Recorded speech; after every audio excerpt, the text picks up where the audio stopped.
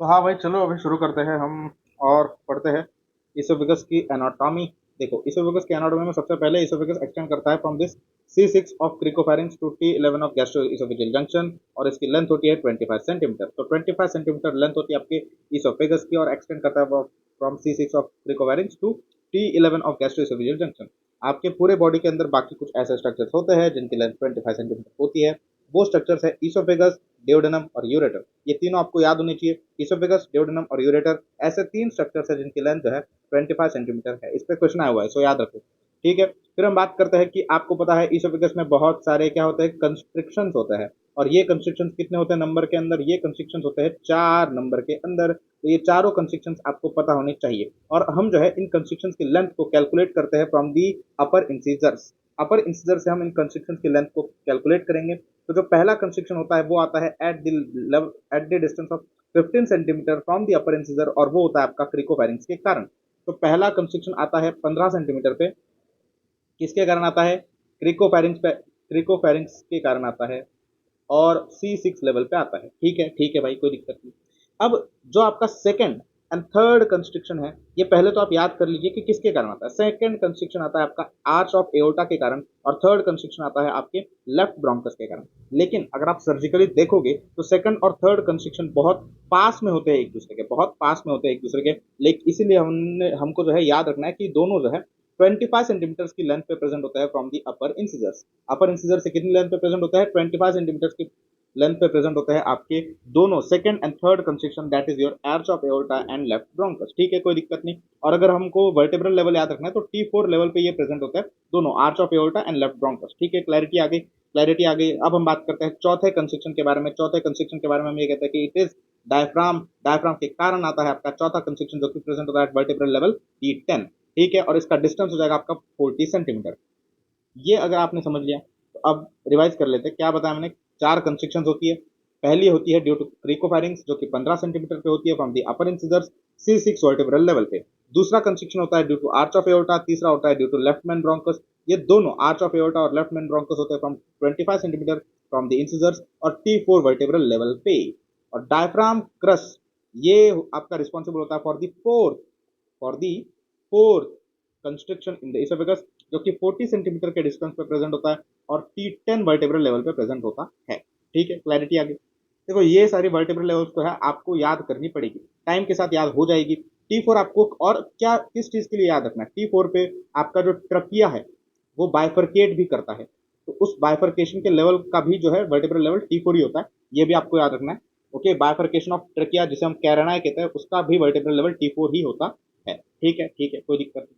अब यहाँ पे दिया गया है कि what is the narrowest part of GIT. It is cricopharynx जो कि 1.3 सेंटीमीटर डायमीटर ही रखता है, और फॉलोड बाय इलियोसिकल जंक्शन। ये क्यों इंपॉर्टेंट है आपको जानने के लिए? इसलिए इंपॉर्टेंट है क्योंकि मान लीजिए अगर कोई बंदा फॉरेन बॉडी इंजेस्ट कर लेता है, ओके, कोई बंदा अगर फॉरेन बॉडी इंजेस्ट कर लेता है और वो पास कर जाती है क्रिकोफेरिंग्स के लिए, पास कर जाती है क्रिकोफेरिंग्स को, तो इसका मतलब क्या है? इसका ट्रीटमेंट आप क्या करोगे? इसका हम ट्रीटमेंट करेंगे कंजर्वेटिव मैनेजमेंट। कंजर्वेटिव मैनेजमेंट मतलब बेसिकली हम क्या करेंगे? वेट एंड वॉच करेंगे। क्यों करेंगे वेट एंड वॉच? क्योंकि अगर वो फॉरेन बॉडी क्रिकोफेरिंग्स को क्रॉस कर गई, मतलब नैरोवेस्ट पार्ट ऑफ जीआईटी को अगर वो क्रॉस कर गई, तो वो आगे भी तो मूव कर जाएगी ना, और स्टूल्स में आ जाएगी। ठीक है, इसलिए हमें कोई ट्रीटमेंट नहीं परफॉर्म करना होता अगर आपकी फॉरेन बॉडी क्रिकोफेरिंग्स को पास कर जाती है। इसलिए क्रिकोफेरिंग्स का सबसे नैरोवेस्ट होना ये बहुत ज्यादा इंपॉर्टेंट है हमारे लिए। ठीक है, ठीक है, क्लैरिटी आ गई। आगे चलते हैं। हमने पहला टॉपिक एनाटॉमी के अंदर खत्म कर लिया। अब हम बात करते हैं स्पेशल फीचर्स के बारे में जो आपके इसोफेगस के अंदर प्रेजेंट होता है। आपको अगर बता दूं, देखो नॉर्मली अगर बता दूं तो आपको पता है, क्या पता है आपको? सबसे बाहर होता है सिरोजा। जीआईटी के अंदर सबसे बाहर होता है सिरोजा। फिर आता है आपका मस्कुलरिस लेयर। मस्कुलरिस लेयर में क्या होता है? मस्कुलरिस लेयर में आपके पास होता है इनर सर्कुलर और आउटर लॉन्जिट्यूडनल, यही होता है। हाँ जी, यही होता है। फिर आपके पास आता है सबम्यूकोजा, और फिर आपके पास आता है म्यूकोजा। ये तो आपको पता है। सबम्यूकोजा और सबम्यूकोजा के बीच, म्यूकोजा और सबम्यूकोजा के बीच में एक और मसल लेयर होती है जिसे हम मस्कुलरिस म्यूकोजी कहते हैं। ये नॉर्मल आपके सारे जीआईटी में प्रेजेंट रहेगा भाई। ठीक है, क्लियर? हाँ जी, कोई दिक्कत नहीं। अब एबनॉर्मेलिटी क्या प्रेजेंट होती है, क्या स्पेशल फीचर होता है इसोफेगस का, वो देखते हैं। कोई सीरोजा प्रेजेंट नहीं होगा भाई इसोफेगस के अंदर, कोई सीरोजा प्रेजेंट नहीं होगा। अगर सीरोजा नहीं है तो सब सीरोजल प्लेक्सस होगा क्या? नहीं होगा। तो सीरोजा और कोई सब सीरोजल प्लेक्सस आपका नहीं प्रेजेंट होता आपके इसोफेगस के अंदर। अब सब सीरोजल वीनस प्लेक्सस अगर नहीं है तो इसकी जगह किसी वीनस प्लेक्सस को तो लेनी पड़ेगी, तो आपके पास होता है सब म्यूकोजल वीनस प्लेक्सस। सब mucosal Venus plexus is present in case of oesophagus. बाकी तो मैंने वही लेयर्स आपकी एन्यूमरेट की हुई है।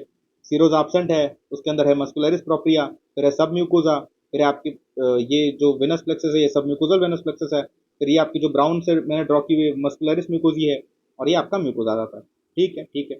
सब म्यूकोजा जो है ये टफेस्ट लेयर है जीआईटी की। टफेस्ट लेयर जीआईटी की है क्यों? क्योंकि इसमें सबसे ज्यादा, इस लेयर में सबसे ज्यादा कोलेजन है, इस लेयर में सबसे ज्यादा इलास्टिन है, इसीलिए ये आपकी सबसे ज्यादा टफेस्ट लेयर हो जाती है जीआईटी की। इसीलिए जब भी हम सर्जरीज करेंगे जीआईटी के अंदर, जब भी हम किसी दो स्ट्रक्चर्स को एनास्टोमोस करेंगे एक दूसरे से, तो हमको सब म्यूकोजा को जो है इन्वॉल्व करना ही पड़ेगा। बिना सब म्यूकोजा के अगर हम एनास्टोमोसिस कर देंगे तो वो एनास्टोमोसिस उतना अच्छा नहीं होगा जब हम सब म्यूकोजा को इन्वॉल्व करके वो एनास्टोमोसिस करेंगे। क्यों? क्योंकि सब म्यूकोजा जो है ये टफेस्ट लेयर है जीआईटी।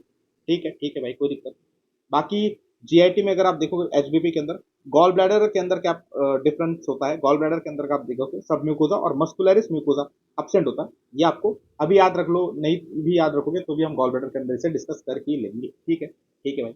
सेकंड स्पेशल फीचर जो आपका होता है इसोफेगस के अंदर वो हम होता है हेलिकॉइडल पैटर्न ऑफ मसल। देखो नॉर्मली अगर आप देखोगे, एक तो आपका ये जीआई ट्रैक्ट है, जीआई ट्रैक्ट में एक तो आपकी ऐसी सर्कुलर मसल होगी, या फिर जीआई ट्रैक्ट में ऐसी आपकी लॉन्जिट्यूडनल मसल होगी। ये दोनों पॉसिबिलिटी है। इसोफेगस के अंदर ऐसी हेलिकॉइडल पैटर्न के अंदर मसल प्रेजेंट होती है। और अब ये हेलिकॉइडल पैटर्न ऑफ मसल दो चीजों के लिए रिस्पॉन्सिबल है। पहला है डिस्टेंसिबिलिटी आ जाती है इस हेलिकॉइडल पैटर्न ऑफ मसल के कारण। हेलिकॉइडल पैटर्न के कारण डिस्टेंसिबिलिटी आ जाने का मतलब क्या है? डिस्टेंसिबिलिटी का मतलब होता है गुड कैपेसिटी ऑफ रिलैक्सेशन। आपका जो इसोफेगस है ये due to helicoidal pattern of muscle ज्यादा रिलैक्स कर पाता है। क्या कर पाता है? ज्यादा रिलैक्स कर पाता है। ओके, अब ये इंपॉर्टेंट क्यों है? ये इंपॉर्टेंट इसलिए, इसका क्लिनिकल एप्लीकेशन ये है कि जब हो जाएगा किसी बंदे को इसोफेजियल कैंसर, जब किसी बंदे को हो जाएगा इसोफेजियल कैंसर, ओके, और उसका ल्यूमेन मान लीजिए मोर देन 50% ब्लॉक हो गया, लेकिन फिर भी पेशेंट को कोई डिस्फीजिया होगा क्या? नहीं होगा। क्यों नहीं होगा डिस्फीजिया? क्योंकि बंदे के अंदर जो इसोफेगस है उसके अंदर हेलिकॉइडल पैटर्न ऑफ मसल्स है, और हेलिकॉइडल पैटर्न ऑफ मसल्स के कारण वो आपका इसोफेगस रिलैक्स कर जाएगा, जिससे 50% of the block due to cancer होने के कारण भी डिस्फीजिया होगा कि उस बंदे के अंदर नहीं होगा, due to this property of oesophagus that is helicoidal pattern of muscle. इसीलिए इसोफेजियल कैंसर का पुअर प्रोग्नोसिस होता है। जो पेशेंट आता है वो लेट स्टेज के अंदर आता है डॉक्टर के पास। ठीक है। जो दूसरा चीज होता है due to helicoidal pattern of muscle that is cork screw appearance on barium swallow. Diffuse oesophageal spasm एक डिसऑर्डर है जिसमें बेरियम सॉलो में कॉर्क स्क्रू अपीयरेंस देखने को मिलता है, और ये कॉर्क स्क्रू अपीयरेंस आपको देखने को मिलता है due to helicoidal pattern of muscles. ठीक है, क्लैरिटी आ गई। अब हम बात करते हैं तीसरा टॉपिक दैट इज डायफ्राम। देखो डायफ्राम के अंदर तीन ओपनिंग्स होती है, एक होती है T8 लेवल पे, एक होती है T10 लेवल पे।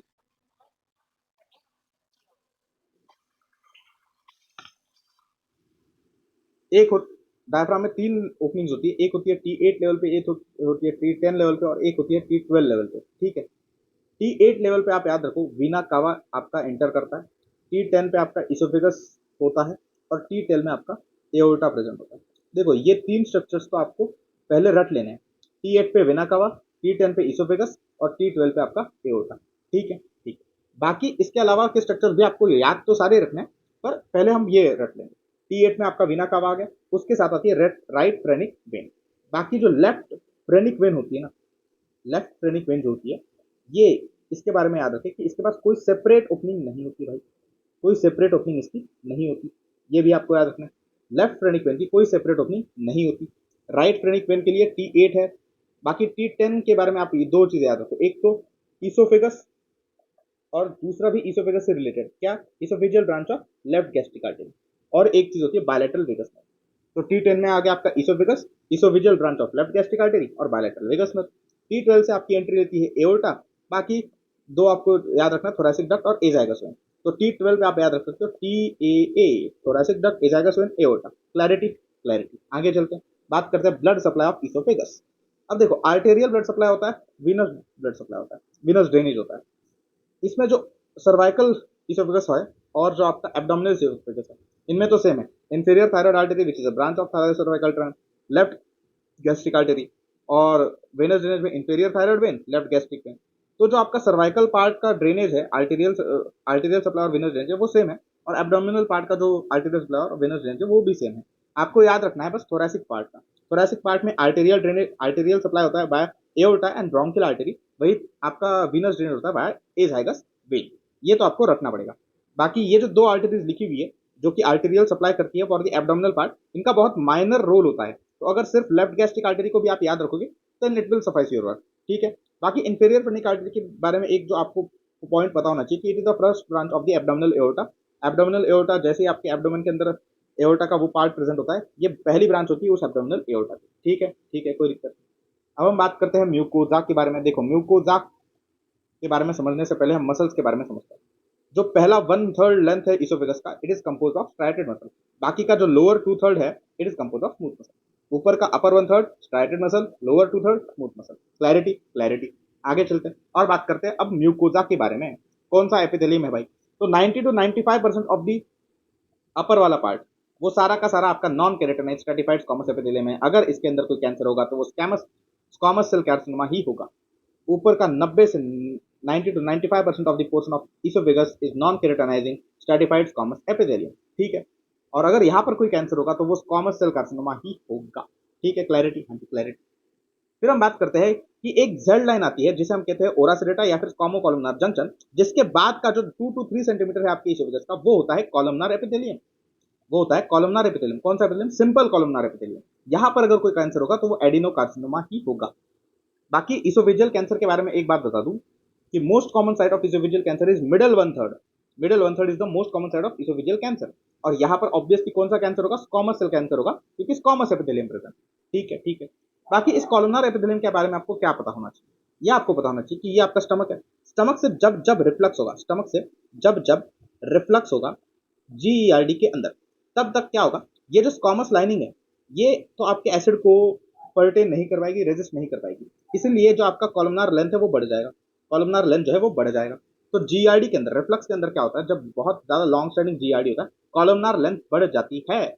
कॉलमनार लेंथ बढ़ जाती है और जो कॉलमनार सेल्स आपके स्क्वामस सेल्स की जगह लेते हैं वो इंटेस्टिनल कॉलमनार सेल्स होते हैं। इसीलिए इस चीज को हम इंटेस्टिनल मेटाप्लीजिया कहते हैं। इसी इंटेस्टिनल मेटाप्लीजिया को एक क्लिनिकल नाम दिया गया है जिसको हम कहते हैं बैरेट्स इसोफेगस, जिसको हमने बोला है बैरेट्स इसोफेगस। ये जो इंटेस्टिनल मेटाप्लीजिया हुआ है जिसके कारण हम बैरेट्स इसोफेगस देख रहे हैं, ये बहुत ज्यादा हाई मैलिग्नेंट पोटेंशियल रखता है। हाई मैलिग्नेंट पोटेंशियल मतलब 40 गुना ज्यादा रिस्क होती है नॉर्मल पर्सन से in this patient of Barrett's oesophagus to develop cancer. Metaplasia के बाद डिस्प्लेजिया, डिस्प्लेजिया के बाद एनाप्लीजिया, कैंसर। ये तो पैथोलॉजी सबको पता है। अगर मेटाप्लीजिया की स्टेज में है, मतलब बैरेट्स इसोफेगस की स्टेज में है, तो ये कंडीशन तो रिवर्सिबल है भाई, लाइफस्टाइल मॉडिफिकेशन करो, ये कंडीशन रिवर्सिबल है। मेटाप्लीजिया के अंदर एक ट्रीटमेंट ऑफ चॉइस आप ये रख सकते हो। ये ट्रीटमेंट ऑफ चॉइस नहीं, ये आपके पास ऑप्शन है। Endoscopic mucosal resection is option in treatment जब मेटाप्लीजिया या फिर बैरेट्स इसोफेगस है तब। लेकिन जरूरी नहीं है, रिवर्सिबल होता है मेटाप्लीजिया, इसलिए हम लाइफस्टाइल मॉडिफिकेशन से जो है कर सकते हैं। बाकी डिस्प्लेजिया अगर आ गया और वो भी हाई ग्रेड का डिस्प्लेजिया है, तो फिर एक जो बेस्ट ट्रीटमेंट ऑफ चॉइस होगा आपका हाई ग्रेड डिस्प्लेजिया के अंदर, that is radio frequency ablation. Anaplasia और कैंसर के अंदर कोई बात नहीं होती, इसोफेजिक्टोमी में करनी पड़ती है, no other option. Long segment Barrett oesophagus इस पे आया हुआ है, ये बहुत ही ज्यादा इंपॉर्टेंट पॉइंट है।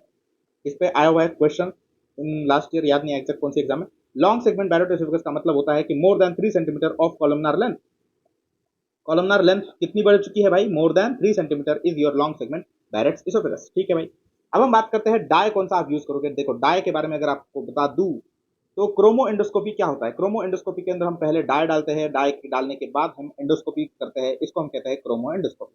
ठीक है। इस क्रोमो एंडोस्कोपी को हम यूज करते हैं स्क्रीनिंग के लिए। फॉर स्क्रीनिंग कॉलमनार एपिथेलियम को अगर हमको देखना है तो हम मिथिलीन ब्लू को यूज करते हैं। स्क्वामस एपिथेलियम को अगर हमें देखना है तो ल्यूगोल थायोडीन को यूज करते हैं।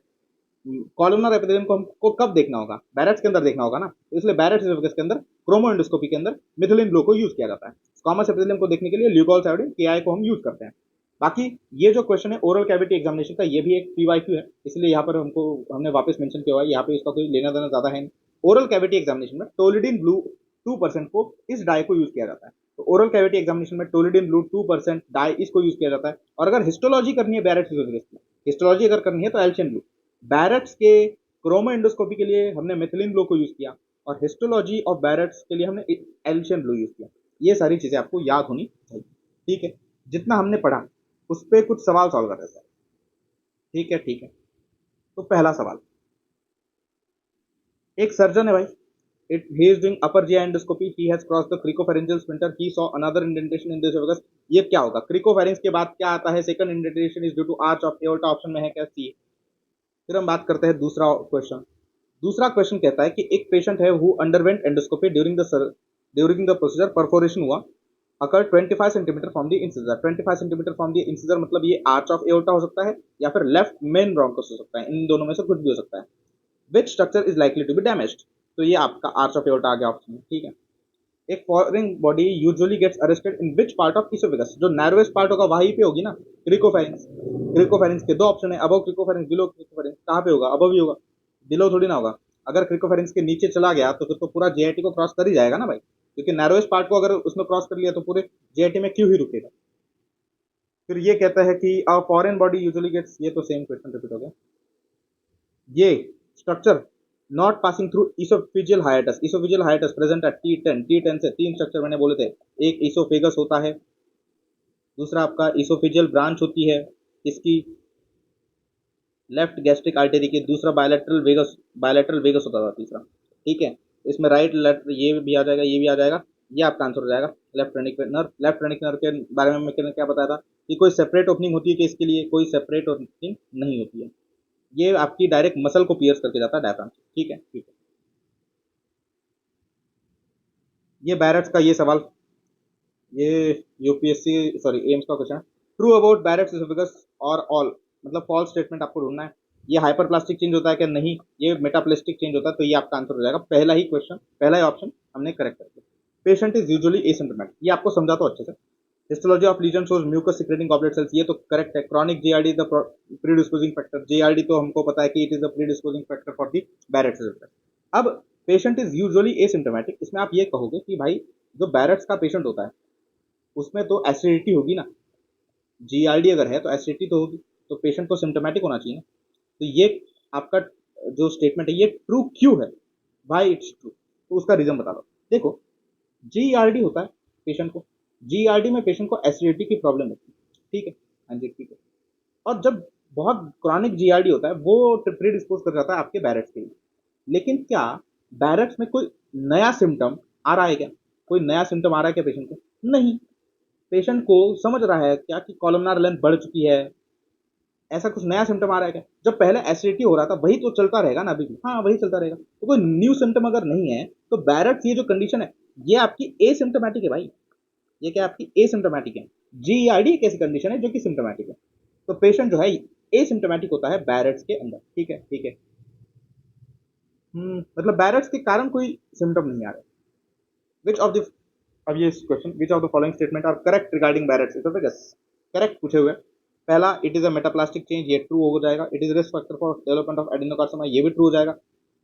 Injection of NSAIDs is the aetiological factor, बिल्कुल नहीं भाई, NSAIDs आपके पेप्टिक अल्सर कॉज करता है, पेप्टिक अल्सर का कोई लेना देना नहीं है आपके बैरेट्स एसोफेगस के साथ, तो ये बिल्कुल नहीं होगा, ये आपका फॉल्स आ गया। Endoscopic mucosal resection is an effective treatment, ये ट्रू, मैंने आपको बताया था एंडोस्कोपिक म्यूकोजल रिसेक्शन ये भी एक ऑप्शन होता है मेटाप्लेजिया बैरेट्स एसोफेगस के अंदर आफ्टर लाइफस्टाइल चेंज, तो आपका आंसर हो जाएगा 1, 2 एंड 4। तो इस तरीके से हमने पहला जो है, हाँ रिवाइज करवा देता हूँ एक बार, ये भी इंपॉर्टेंट है। क्या बताया मैंने आपको अभी तक? मैंने बताया इसोफेगस के एनाटॉमी के अंदर इसोफेगस की लेंथ होती है 25 सेंटीमीटर, ये एक्सटेंड करता है C6 of cricopharynx to T11 of gastroesophageal junction, ठीक है। इसमें 4 कंस्ट्रिक्शंस होती है। 4 कंस्ट्रिक्शंस कौन कौन सी होती है? पहला होता है 15 centimetre from upper incisors located at cricopharynx vertebral level C6। दूसरा होता है due to arch of aorta. तीसरा होता है due to left main bronchus. दूसरा और तीसरा प्रेजेंट होता है 25 centimetre from the upper incisors T4 vertebral level पे। फिर हम बात करते हैं T10 लेवल पे होता है आपका डायफ्राम, जो कि 40 सेंटीमीटर होता है फ्रॉम दी अपर इंसिजर्स, और ये बेसिकली आपका गैस्ट्रोइसोफेजियल जंक्शन के ऊपर होता है, ठीक है। फिर हम बात करते हैं और ऐसे कौन से स्ट्रक्चर्स है जिनकी लेंथ 25 सेंटीमीटर होती है? ईसोफेगस, डेओडेनम और यूरेटर। कंस्ट्रिक्शंस यहाँ से वापस रिवाइज कर लो। क्रिकोफैरिंक्स 15 सेंटीमीटर पे होता है C6 vertebral level. Arch of aorta left main bronchus 25 centimetre T4। Diaphragm crust 40 centimetre T10।